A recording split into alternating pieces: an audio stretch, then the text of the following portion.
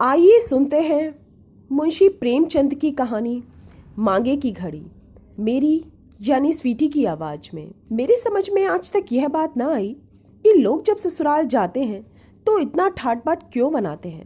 आखिर इसका उद्देश्य क्या होता है। हम अगर लखपति हैं तो क्या, और रोटियों को मोहताज हैं तो क्या। विवाह तो हो ही चुका, अब इस ठाट का हमारे ऊपर और क्या असर पड़ सकता है। हाँ, विवाह के पहले तो उससे कुछ काम निकल भी सकता है। हमारी संपन्नता बातचीत पक्की करने में बहुत कुछ सहायक हो सकती है। लेकिन जब विवाह हो गया और देवी जी हमारे घर का सारा रहस्य जान गईं और निसंदेह अपने माता पिता से रो रो कर अपनी दुर्भाग्य की कथा भी कह सुनाई, तो हमारा यह ठाट हानि के सिवा लाभ नहीं पहुंचा सकता। फटे हालों देखकर संभव है हमारी सास जी को कुछ दया आ जाती और विदाई के बहाने कोई माकूल रकम ही हमारे हाथ लग जाती। पर यह ठाट देखकर तो वह अवश्य समझेंगी कि अब इसका सितारा चमक उठा है, जरूर कहीं ना कहीं से माल मार लाया है। उधर नाई कहार इनाम के लिए बड़े बड़े मुंह फैलाएंगे, वह अलग। देवी जी को भी तो भ्रम हो सकता है। मगर यह सब जानते और समझते हुए मैंने पर साल होली में ससुराल जाने के लिए बड़ी बड़ी तैयारियां की। रेशमी अचकन जिंदगी में कभी ना पहनी थी। फ्लेक्स के बूटों का भी स्वप्न ही देखा करता था। अगर नगद रुपए देने का प्रश्न होता तो शायद यह स्वप्न ही रहता। पर एक दोस्त की कृपा से दोनों चीजें उधार मिल गईं। चमड़े का सूटकेस एक मित्र से मांग लाया। दरी फट गई थी और नई दरी उधार भी मिल सकती थी, लेकिन बिछावन ले जाने की मैंने जरूरत ना समझी। अब केवल रिस्ट वॉच की और कमी थी। यूं तो दोस्तों में कितनों ही के पास रिस्ट वॉच थी।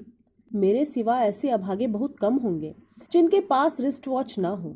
लेकिन मैं सोने की घड़ी चाहता था और वह केवल दानू के पास थी।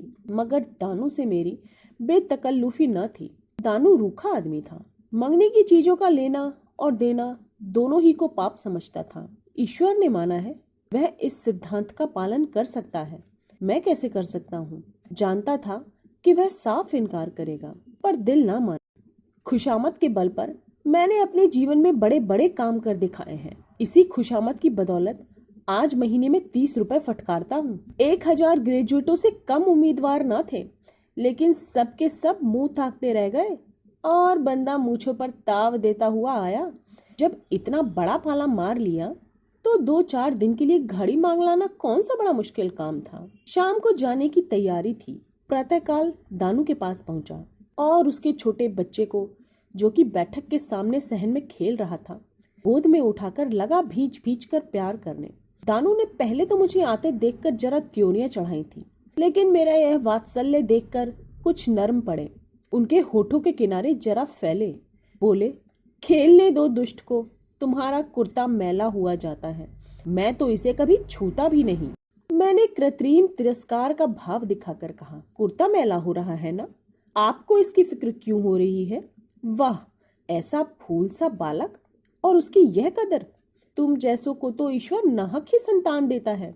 तुम्हें भारी मालूम होता है तो लाओ मुझे दे दो। यह कहकर मैंने बालक को कंधे पर बिठा लिया और सहन में कोई 15 मिनट तक उचकता फिरा।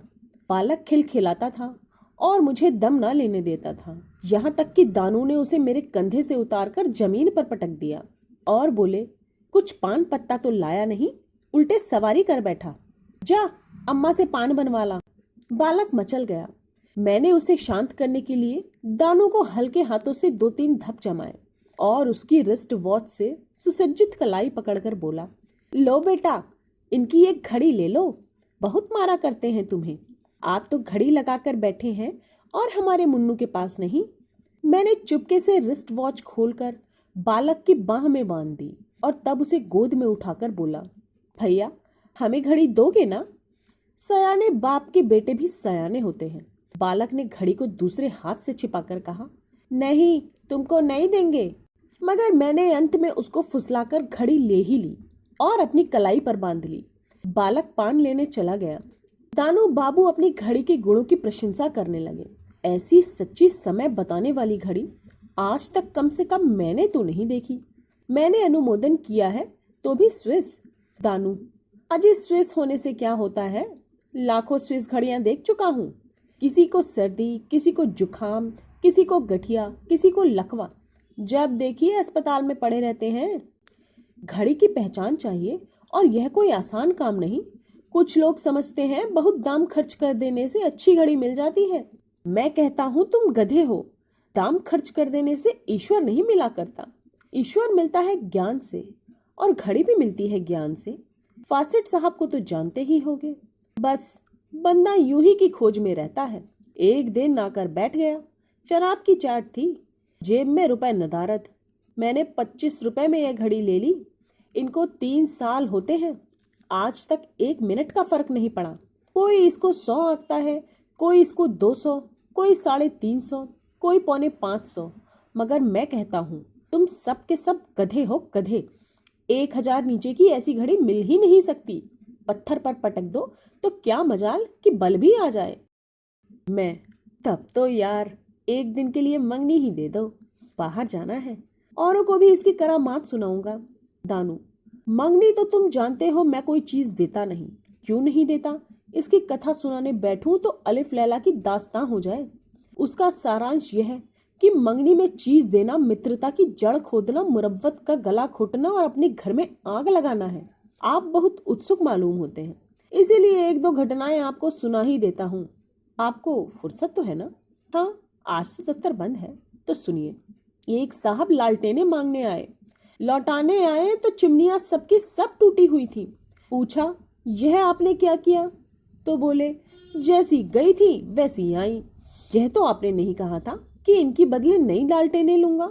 वाह साहब वाह, यह अच्छा रोजगार निकाला। बताइए क्या करता? एक दूसरे महाशय कालीन ले गए, बदले में फटी दरी ले आए। पूछा तो बोले, साहब आपको तो यह दरी मिल भी गई, मैं किसके सामने जाकर रोऊं? मेरी 5 कालीनों का पता नहीं। कोई साहब सबकी सब समेट ले गए। बताइए उनसे क्या कहता? तब से मैंने कान पकड़ लिए कि किसी के साथ यह व्यवहार ना करूंगा। सारा शहर मुझे बेमुरव्वत, मक्खी चूस और न जाने क्या क्या कहता है, पर मैं परवाह नहीं करता। लेकिन आप बाहर जा रहे हैं और बहुत से आदमियों से आपकी मुलाकात होगी। संभव है कोई इस घड़ी का गाहक ही निकल जाए, इसीलिए आपके साथ इतनी सख्ती ना करूंगा। हाँ, इतनी अवश्य कहूंगा कि मैं इसे निकालना चाहता हूँ और आपसे मुझे सहायता मिलने की पूरी उम्मीद है। आप कोई दाम लगाए तो मुझसे आकर कहिएगा। मैं यहाँ से कलाई पर घड़ी बांधकर निकला तो जमीन पर पांव ना पड़ते थे। घड़ी मिलने की खुशी इतनी नहीं थी जितने की एक मुंडू पर विजय पाने की। कैसा फांसा है इसे। वह समझते थे कि मैं ही बड़ा सयाना हूँ, यह नहीं जानते कि यहाँ उसके भी गुरु घंटाल हैं। उसी दिन शाम को मैं ससुराल जा पहुंचा। अब वह गुत्थी खुली कि लोग ससुराल जाते वक्त इतनी ठाठ क्यों करते हैं। घर में हलचल पड़ गई। मुझ पर किसी की निगाह न थी। सभी मेरा साज सामान देख रहे थे। कहार पानी लेकर दौड़ा। एक साला मिठाई की तस्तरी लाया, दूसरा पान की। नाइन झांक कर देख गई और ससुर जी की आंखों में तो ऐसा गर्व छलक रहा था मानो संसार को उनके निर्वाचन कौशल पर सर झुकाना चाहिए। 30 रुपए महीने का नौकर उस वक्त ऐसी शान से बैठा हुआ था जैसे बड़े बाबू दफ्तर में बैठते हैं। कहार पंखा झल रहा था, नाइन पांव धो रही थी, एक साला बिछावन बिछा रहा था, दूसरा धोती लिए खड़ा था कि मैं पजामा उतारूं।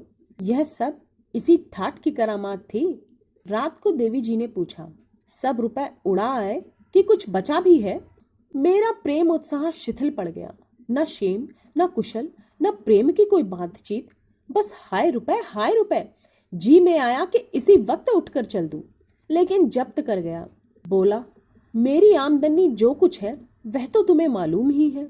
मैं क्या जानूं तुम्हारी क्या आमदनी है।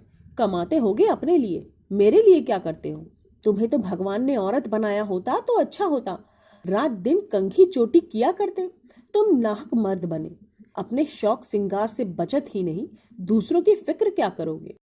मैंने झुंझला कर कहा, क्या तुम्हारी यही इच्छा है कि इसी वक्त चला जाऊं?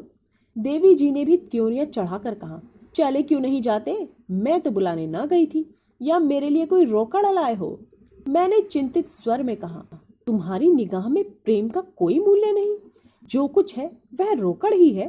देवी जी ने त्योरियां चढ़ाए हुए ही कहा, प्रेम अपने आप से करते होगे, मुझसे तो करते नहीं। तुम्हें पहले तो यह शिकायत कभी न थी। इससे तो यह मालूम हो ही गया कि मैं रोकड़ की परवाह नहीं करती, लेकिन देखती हूँ कि जो जो तुम्हारी दशा सुधर रही है, तुम्हारा हृदय भी बदल गया है। इससे तो यही अच्छा था कि तुम्हारी वही दशा बनी रहती। तुम्हारे साथ उपवास कर सकती हूँ, फटे चीथड़े पहनकर दिन रात काट सकती हूँ, लेकिन यह नहीं हो सकता कि तुम चैन करो और मैं मैके में पड़े भाग्य को रोया करूं। मेरा प्रेम उतना सहनशील नहीं है। सालों और नौकरों ने मेरा जो आदर सम्मान किया था, उसे देखकर मैं अपनी ठाठ पर फूला ना समा रहा था। अब यहाँ जो मेरी अवहेलना हो रही है, उसे देखकर मैं पछता रहा था कि व्यर्थ ही यह स्वांग भरा। अगर साधारण कपड़े पहने होते, रोनी सूरत बनाए आता, तो बाहर वाले चाहे अनादर करते, लेकिन देवी जी तो प्रसन्न रहती। पर अब तो भूल हो गई है। देवी जी की बातों पर मैंने गौर किया तो मुझे उनसे सहानुभूति हो गई। यदि देवी जी पुरुष होती और मैं उनकी स्त्री, तो क्या मुझे किसी भी तरह सह होता कि वह तो छैला बनी घूमे और मैं पिंजरे में बंद दाने और पानी को तरसूं? चाहिए यह था कि देवी जी से सारा रहस्य कह सुनाता, पर आत्मगौरव ने इसे किसी तरह स्वीकार न किया। स्वांग भरना सर्वथा अनुचित था, लेकिन पर्दा खोलना तो भीषण पाप था, पाप। आखिर मैंने फिर उसी खुशामद से काम लेने का निश्चय किया जिसने इतने कठिन अवसरों पर मेरा साथ दिया था। मैंने प्रेम पुलकित कंठ से कहा, प्रिय, सच कहता हूँ, मेरी दशा अब भी वही है, लेकिन तुम्हारे दर्शनों की इच्छा इतनी बलवती हो गई कि उधार कपड़े लिए, यहाँ तक कि अभी सिलाई भी नहीं दी। फटे हालों आते संकोच होता था कि सबसे पहले तुमको दुख होगा और तुम्हारे घर वाले भी दुखी होंगे। अपनी दशा जो कुछ है वह तो है ही, उसका ढिंढोरा पीटना तो और भी लज्जा की बात है। देवी जी ने कुछ शांत होकर कहा, तो उधार लिया है? और नगद कहाँ धरा था? घड़ी भी उतार ली? हाँ, एक जान पहचान की दुकान से ले ली। कितने की है? बाहर किसी ने पूछा होता तो मैं 500 रुपए से कौड़ी कम ना बताया होता, लेकिन यहाँ मैंने 25 रुपए बताया। तब तो बड़ी सस्ती मिल गई, और नहीं तो मैं फंसता ही क्यों? इसे मुझे देते जाना। ऐसा जान पड़ा मेरे शरीर में रक्त ही ना रहा, सारे अवयव निस्पंद हो गए। इनकार करता हूँ तो न बचता, स्वीकार करता हूँ तो भी न बचता। आज प्रातः काले ये घड़ी मंगनी पाकर मैं फूला नहीं समाया था। इस समय वह ऐसे मालूम हुई मानो कौड़ियाल गिंडली मारकर बैठा हो। तुम्हारे लिए कोई अच्छी घड़ी ले दूंगा। जी नहीं, माफ कीजिए, आप ही अपने लिए दूसरी घड़ी ले लीजिएगा। मुझे तो यही अच्छी लगती है, कलाई पर बांधे रहूंगी। जब जब इस पर आंखें पड़ेंगी तुम्हारी याद आएगी।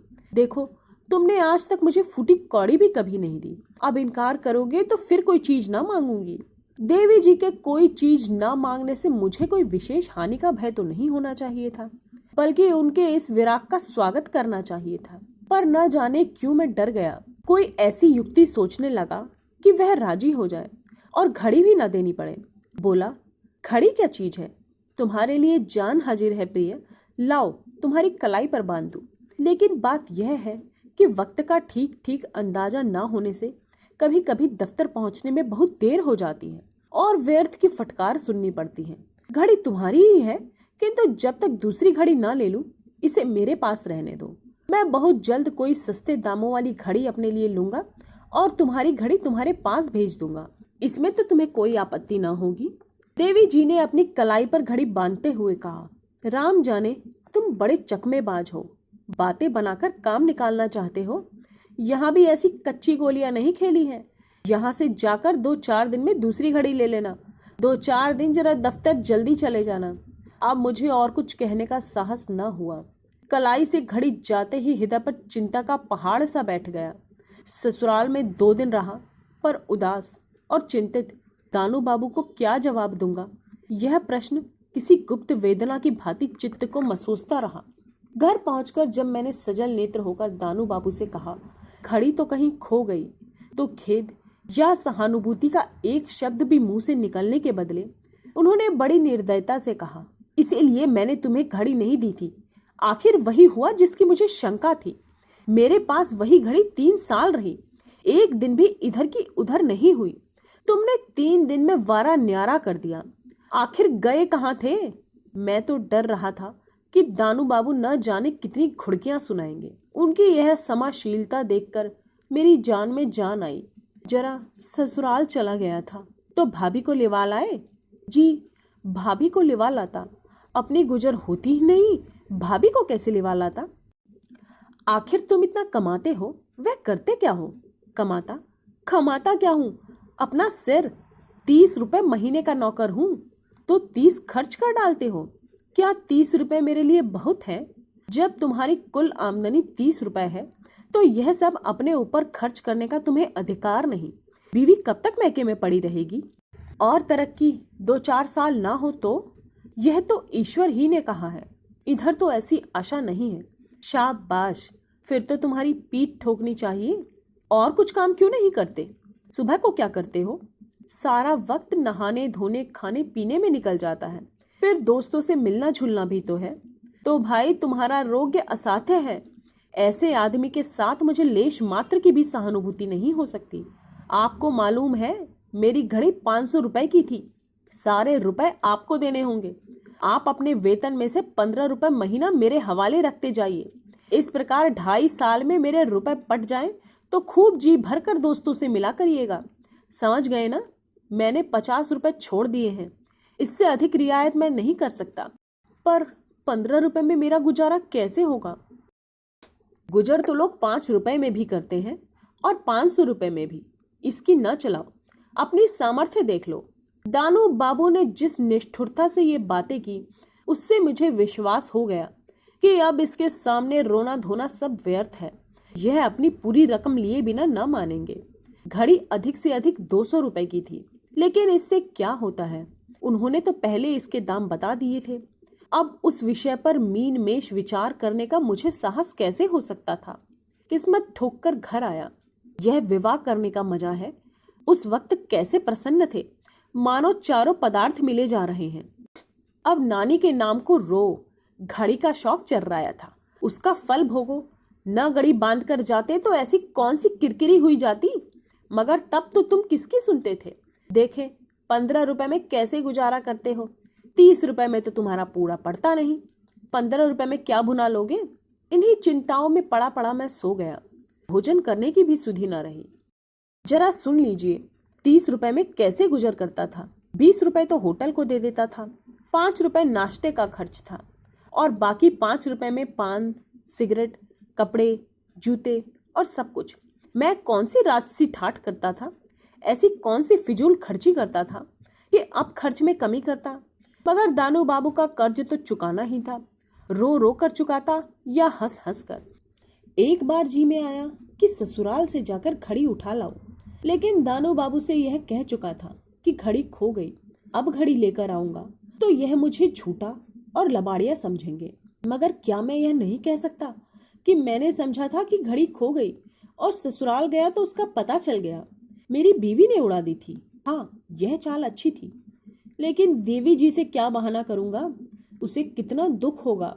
घड़ी पाकर कितनी खुश हो गई थी। अब जाकर घड़ी छीन लाऊं तो शायद मेरी सूरत भी ना देखें। हाँ, यह हो सकता है कि दानू बाबू के पास जाकर रोता। मुझे विश्वास था कि आज क्रोध में उन्होंने चाहे कितनी ही निष्ठुरता दिखाई हो, लेकिन 2-4 दिन के बाद जब उनका क्रोध शांत हो जाए और मैं जाकर उनके सामने रोऊं, तो अवश्य ही उन्हें दया आ जाएगी।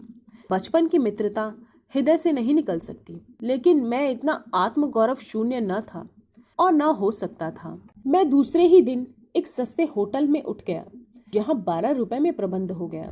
सुबह को दूध और चाय से नाश्ता करने लगा। अब छटाक भर चनों पर बसर होने लगी। 12 रुपए तो यहाँ बचे। पान, सिगरेट और शराब की मद में 3 रुपए और कम किए और महीने के अंत तक मैंने साफ 15 रुपए बचा लिए। यह विकट तपस्या थी। इंद्रियों का निर्दय दमन ही नहीं, पूरा संन्यास था। पर जब मैंने यह 15 रुपए ले जाकर दानू बाबू के हाथ में रखे तो ऐसा जान पड़ा मानो मेरा मस्तक ऊंचा हो गया है। ऐसे गौरवपूर्ण आनंद का अनुभव मुझे जीवन में कभी न हुआ था। दानू बाबू ने सहृदयता के स्वर में कहा, बचाए या किसी से मांग लाए? बचाया है भाई, मांगता किससे? कोई तकलीफ तो नहीं हुई? कुछ नहीं, अगर कुछ तकलीफ हुई भी तो इस वक्त भूल गई। सुबह को तो अब खाली रहते हो, आमदनी कुछ और बढ़ाने की फिक्र क्यों नहीं करते? चाहता तो हूँ कि कोई काम मिल जाए तो कर लूँ, पर मिलता ही नहीं। यहाँ से लौटा तो मुझे अपने हृदय में एक नवीन बल, एक विचित्र स्फूर्ति का अनुभव हो रहा था। अब तक जिन इच्छाओं को रोकना कष्टप्रद जान पड़ता था, अब उनकी ओर ध्यान भी न जाता था। जिस पान की दुकान को देखकर चित्त अधीर हो जाता था, उसके सामने तो मैं सर उठाए निकल जाता हूँ, मानो अब मैं उसकी सतह से कुछ ऊंचा उठ गया हूँ। सिगरेट, चाय और चाट, अब इनमें से किसी पर भी चित्त आकर्षित नहीं होता। प्रातःकाल भीगे हुए चने, दोनों जून की रोटी और दाल, बस इसके सिवा मेरे लिए सभी चीजें त्याज्य थीं। सबसे बड़ी बात तो यह थी कि मुझे जीवन में विशेष रुचि होने लगी थी। मैं जीवन से बेजार, मौत के मुंह का शिकार बनने का इच्छुक न था। मुझे ऐसा आभास होता था कि मैं जीवन में कुछ कर सकता हूँ। एक मित्र ने एक दिन मुझे पान खाने के लिए बड़ा आग्रह किया, पर मैंने ना खाया। तब वह बोले, तुमने तो यार पान छोड़कर कमाल ही कर दिया। मैं अनुमान ही नहीं कर सकता कि तुम पान छोड़ दोगे। हमें भी कोई तरकीब बताओ। मैंने मुस्कुराकर कहा, उसकी तरकीब यही है कि पान ना खाओ। जी तो नहीं मानता, आप ही मान जाएगा। बिना सिगरेट पिए तो मेरा पेट फूलने लगता है। फूलने दो, आप ही पिचक जाएगा। अच्छा तो लो, आज मैंने पान सिगरेट छोड़ा, तुम क्या छोड़ोगे? तुम नहीं छोड़ सकते। मैंने उसको उत्तेजित करने के लिए यह शंका की थी। इसका यथेष्ट प्रभाव पड़ा। वह दृढ़ता से बोले, तुम यदि छोड़ सकते हो तो मैं भी छोड़ सकता हूँ। मैं तुमसे किसी बात में कम नहीं हूँ। अच्छी बात है, देखूंगा, देख लेना। मैंने इन्हें आज तक पान या सिगरेट का सेवन करते नहीं देखा। 5वें महीने में जब रुपए लेकर दानू बाबू के पास गया, सच मानो वह टूटकर मेरे गले लिपट गए। बोले, हो तो यार तुम धुन के पक्के, मगर सच कहना, मुझे मन में कोसते तो नहीं? मैंने हंसकर कहा, अब तो नहीं कोसता, मगर पहले जरूर कोसता था। अब क्यों इतनी कृपा करने लगे? इसीलिए कि मुझ जैसी स्थिति के आदमी को जिस तरह रहना चाहिए वह तुमने सिखा दिया। मेरी आमदनी में आधा मेरी स्त्री का है, पर अब तक मैं उसका हिस्सा भी हड़प कर जाता था। अब मैं इस योग्य हो रहा हूँ कि उसका हिस्सा उसे दे दूं या स्त्री को अपने साथ रखूं। तुमने मुझे बहुत अच्छा पाठ दे दिया। अगर तुम्हारी आमदनी कुछ बढ़ जाए तो फिर उसी तरह रहने लगोगे क्या? नहीं नहीं, कदापि नहीं। मैं अपनी स्त्री को बुला लूंगा। अच्छा तो खुश हो जाओ, तुम्हारी तरक्की हो गई है। मैंने अविश्वास के भाव से कहा, मेरी तरक्की अभी क्या होगी? अभी मुझसे पहले कई लोग नाक रगड़ रहे हैं। कहता हूँ मान जाओ, मुझसे तुम्हारे बड़े बाबू कहते थे। मुझे अब भी विश्वास न आया, पर मारे कौतूहल के पेट में चूहे दौड़ रहे थे। उधर दानू बाबू अपने घर गए, इधर मैं बड़े बाबू के घर गया। बड़े बाबू बैठ अपनी बकरी दूह रहे थे। मुझे देखा तो झेपते हुए बोले, क्या करे भाई, आज ग्वाला नहीं आया, इसीलिए यह बला गले पड़ी। चलो बैठो। मैं कमरे में जा बैठा। बाबूजी भी कोई आधे घंटे बाद हाथ में गुड़गुड़ी लेकर निकले और इधर उधर की बातें करते रहे। आखिर मुझसे रहा न गया। बोला, मैंने सुना है मेरी कुछ तरक्की हो गई है। बड़े बाबू ने प्रसन्नमुख होकर कहा, हाँ भाई, हुई तो है। तुमसे दानू बाबू ने कहा होगा। जी हाँ, अभी कहा, मगर मेरा नंबर तो अभी नहीं आया। तरक्की कैसे हुई? यह ना पूछो, अफसरों की निगाह चाहिए। नंबर संबर कौन देखता है? लेकिन आखिर मुझे किसकी जगह मिली? अभी कोई तरक्की का मौका भी तो नहीं। कह दिया भाई, ये अफसर लोग सब कुछ कर सकते हैं। साहब एक दूसरी मत से तुम्हें 15 रुपए महीना देना चाहते हैं। दानू बाबू ने साहब से कहा सुना होगा, किसी दूसरे का हक मारकर तो मुझे यह रुपए नहीं दिए जा रहे। नहीं, यह बात नहीं, मैं खुद इसे मंजूर ना करता। महीना गुजरा, मुझे 45 रुपए मिले, मगर रजिस्टर में मेरे नाम के वही 30 रुपए लिखे थे। बड़े बाबू ने अकेले बुलाकर मुझे रुपए दिए और ताकीद की कि किसी से कहना मत, वरना दफ्तर में बवाल मच जाएगा। साहब का हुक्म है कि यह बात गुप्त रखी जाए। मुझे संतोष हो गया कि किसी सहकारी का गला घोटकर मुझे रुपए नहीं दिए गए। खुश खुश रुपए लिए सीधा दानू बाबू के पास पहुंचा। वह मेरी बाछे खिली देख बोले, मार लाए तरक्की? क्यों? हाँ यार, रुपए तो 45 मिले, लेकिन तरक्की नहीं हुई। किसी और मत से रुपए दिए गए हैं। तुम्हें रुपए से मतलब है, चाहे किसी मत से मिले। तो आप बीवी को लेने जाओगे ना? नहीं, अभी नहीं। पर तुमने तो कहा था आमदनी बढ़ जाएगी तो बीवी को लाऊंगा। अब क्या हो गया? मैं सोचता हूँ पहले रुपए पटा दूं, अब से 30 रुपए महीना देता जाऊंगा। साल भर में पूरे पड़ जाएंगे, तब मुक्त हो जाऊंगा। दानू बाबू की आंखें सजल हो गईं। मुझे आज अनुभव हुआ कि उनकी इस कठोर आकृति के नीचे कितना कोमल हृदय छुपा हुआ था। बोले, नहीं, अब मुझे कुछ मत दो। रेल का खर्च पड़ेगा, वह कहाँ से दोगे? जाकर अपनी स्त्री को ले आओ। मैं दुविधा में पड़कर रह गया और बोला, यार अभी न मजबूर करो, शायद किस्त अदा ना कर सकूं तो। दानू बाबू ने मेरा हाथ पकड़कर कहा, तो कोई हरज नहीं। सच्ची बात तो यह है कि मैं अपनी घड़ी के दाम पा चुका हूँ। मैंने तो उसके 25 रुपए ही दिए थे। उस पर 3 साल काम ले चुका था। मुझे तुमसे कुछ न लेना चाहिए था। अपनी स्वार्थपरता पर लज्जित हूँ। मेरी आंखें भर आई। जी में तो आया घड़ी का सारा रहस्य कह सुनाऊं, लेकिन जब्त कर गया। गदगद कंठ से बोला, नहीं दानू बाबू, मुझे रुपए अदा करने दो। आखिर तुम उस घड़ी को 400-500 में बेच लेते कि नहीं? मेरे कारण तुम्हारा इतना नुकसान क्यों? भाई अब घड़ी की चर्चा ना करो, यह बताओ कि कब जाओगे? अरे तो पहले रहने को तो ठिकाना कर लूं। तुम जाओ, मैं मकान का प्रबंध कर रखूंगा, मगर मैं 5 रुपए से ज्यादा किराया ना दे सकूंगा। शहर से जरा हटकर मकान सस्ता मिल जाएगा। अच्छी बात है, मैं सब देख रखूंगा। किस गाड़ी से लौटोगे यह अभी क्या मालूम। विदाई का मामला है, साइत बने या ना बने, या लोग एक आध दिन रोक लें।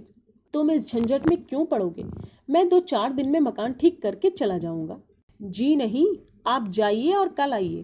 तो उतरूंगा कहाँ? मैं मकान ठीक कर लूंगा। मेरा आदमी तुम्हें स्टेशन पर मिलेगा। मैंने बहुत हीले हवाले किए, पर उस भले आदमी ने एक ना सुनी। उसी दिन मुझे ससुराल जाना पड़ा। मुझे ससुराल में 3 दिन लग गए। चौथे दिन पत्नी के साथ चला। जी में डर रहा था कि कहीं दानू बाबू ने कोई आदमी न भेजा हो तो कहाँ उतारूंगा, कहाँ को जाऊंगा। चौथा दिन है, उन्हें इतनी क्या गरज पड़ी है कि बार बार स्टेशन पर आदमी भेजे।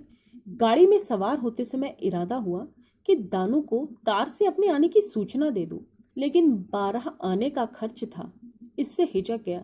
मगर जब गाड़ी बनारस पहुंची तो देखता हूँ दानू बाबू स्वयं कोट हैट लगाए 2 कुलियों के साथ खड़े हैं।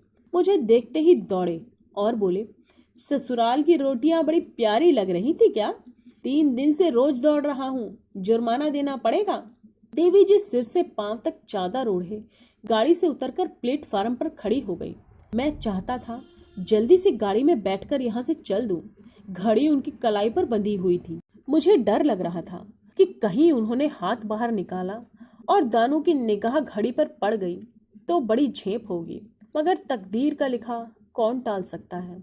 मैंने देवी जी को दानू बाबू की सज्जनता का खूब बखान करा था। अब जो दानू उनके समीप आकर संदूक उठाने लगे तो देवी जी ने उनको दोनों हाथों से नमस्कार कर डाला। दानू ने उनकी कलाई पर घड़ी देख ली।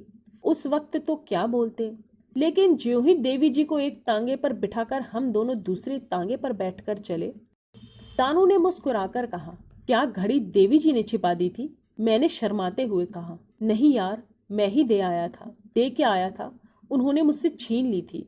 दानू ने मेरा तिरस्कार करके कहा, तो मुझसे झूठ क्यों बोले? क्यों बोले? फिर करता ही क्या? अगर तुमने साफ कह दिया होता तो शायद मैं इतना कमीना नहीं हूं कि उसका तगादा वसूल करता। लेकिन खैर, ईश्वर का कोई काम मकसद से खाली नहीं होता। तुम्हें कोई ऐसी तपस्या की जरूरत थी। मकान कहाँ ठीक किया है? वहीं तो चल रहा हूँ। क्या तुम्हारे घर के पास ही है? तब तो बड़ा मजा रहेगा। हाँ, मेरे घर से मिला हुआ है, मगर बहुत सस्ता।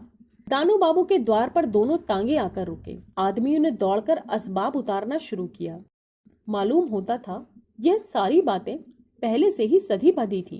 मैंने कहा, तो यह कहो कि तुम्हारे बिना बुलाए मेहमान हैं। अब तुम अपनी मर्जी का कोई मकान ढूंढ लेना। 10-5 दिन तो यहाँ रहो। लेकिन मुझे यह जबरदस्ती की मेहमानी अच्छी नहीं लगी। मैंने तीसरे ही दिन एक मकान की तलाश कर ली। विदा होते समय दानू ने 100 रुपए लाकर मेरे सामने रख दिए और कहा, यह तुम्हारी अमानत है, लेते जाओ। मैंने विस्मय से पूछा, मेरी अमानत? कैसी? दानू ने कहा, 15 रुपए के हिसाब से 6 महीने के 90 रुपए हुए और 10 रुपए का सूद। मुझे दानू की यह सज्जनता बोझ के समान लगी। बोला, तो तुम घड़ी लेना चाहते हो, फिर घड़ी का जिक्र किया क्यों तुमने? उसका नाम मत लो। तुम मुझे चारों ओर से दबाना चाहते हो। हाँ, दबाना चाहता हूँ, फिर तुम्हें आदमी बना देना चाहता हूँ, नहीं तो उम्र भर तुम यहाँ होटल की रोटियां तोड़ते और तुम्हारी देवी जी वहां बैठी तुम्हारे नाम को रोया करती। कैसी शिक्षा दी, इसका एहसान तो न मानोगे। यूं कहो तो आप मेरे गुरु बने हुए थे। जी हाँ, ऐसे गुरु की तुम्हें जरूरत थी। मुझे विवश होकर घड़ी का जिक्र करना पड़ा। डरते डरते बोला, तो भाई घड़ी, फिर तुमने घड़ी का नाम लिया। तुम खुद मुझे मजबूर कर रहे हो। वह मेरी ओर से भावच को उपहार है और ये 100 रुपए मुझे उपहार मिले हैं। जी हाँ, यह इम्तिहान में पास होने का इनाम है। तब तो डबल उपहार लिया। तुम्हारी तकदीर ही अच्छी है, क्या करूं। मैं रुपए यूं ना लेता था, पर दानू बाबू ने जेब में डाल दिए, लेने पड़े। इन्हें मैंने सेविंग बैंक में जमा कर दिया। 10 रुपए महीने पर मकान लिया था, 30 रुपए महीने खर्च करता था, 5 रुपए महीने बचाने लगा। अब मुझे मालूम हुआ कि दानू बाबू ने मुझे 6 महीने तक यह तपस्या ना कराई होती तो सचमुच मैं न जाने कितने दिनों तक देवी जी को मैके में पड़ा रहने देता। उसी तपस्या की बरकत थी कि आराम से जिंदगी कट रही थी, ऊपर से कुछ ना कुछ जमा होता रहता था। मगर घड़ी का किस्सा मैंने आज तक देवी जी से नहीं कहा। 5वें महीने में मेरी तरक्की का नंबर आया, तरक्की का परवाना मिला। मैं सोच रहा था कि देखूं अब की दूसरी मद वाले 15 रुपए मिलते हैं या नहीं। मैं एक क्षण खड़ा रहा, शायद बड़े बाबू दूसरी मद वाले रुपए भी देंगे। जब और लोग अपने अपने वेतन लेकर चले गए तो बड़े बाबू बोले, क्या अभी लालच घेरे हुए है, अब और कुछ ना मिलेगा। मैंने लज्जित होकर कहा, जी नहीं, इसके ख्याल से नहीं खड़ा हूँ। साहब ने इतने दिनों तक परवरिश की, यह क्या थोड़ा है।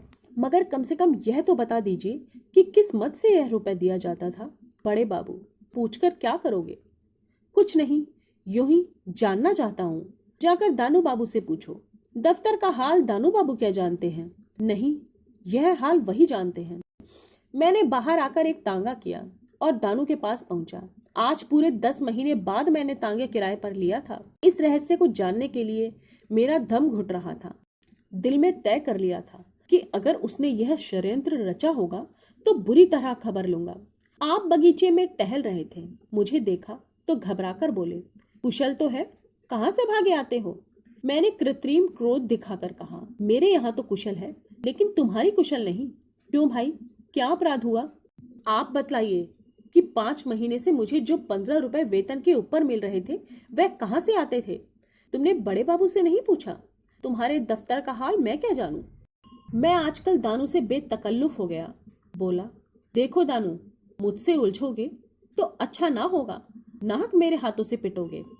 पीटना चाहो तो पीट लो भाई, सैकड़ों ही बार पिटा हूं, एक बार और सही। बार पर से जो धकेल दिया था उसका निशान अभी तक बना हुआ है। यह देखो, तुम टाल रहे हो और मेरा दम घुट रहा है। सच बताओ, क्या बात थी। बात कुछ नहीं थी। मैं जानता था कि कितनी ही किफायत करो 30 रुपए में तुम्हारा गुजारा ना होगा, और ना सही पर दोनों वक्त की रोटियां तो हो। बस इतनी सी बात है। अब इसके लिए जो दंड चाहो वो दो। आप सुन रहे थे प्रेमचंद की कहानी मांगे की घड़ी। ऐसी ही कई मनोरंजक कहानियां सुनने के लिए और अपने साहित्य से जुड़ने के लिए मेरे चैनल बुक ट्यूब स्वीटी को लाइक करें और सब्सक्राइब करें।